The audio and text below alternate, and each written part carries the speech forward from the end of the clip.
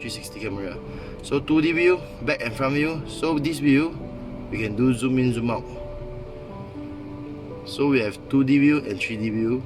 2D, and once we want 3D, we just press. And we can do 3D with your hand. So this camera comes with recording function, 4 camera recording function, snap photo function, and once you do your signal left, it will go left. Try one time. So now if you put left, automatic jump to left, right. So put left, 1, 2, 3, it jump to right. So reverse. Now when we reverse, automatic jump to reverse. When we press D, we go back to D. So reverse. If now we go D, it will jump to front. So we reverse again, it will jump to back again. So all is automatic for this player. So all is automatic.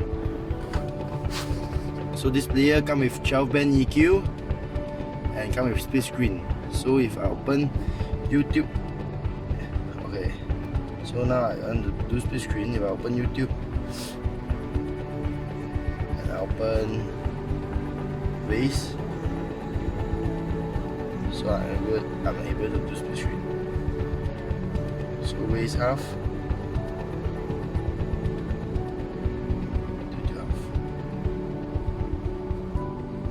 So now we can now connect to internet.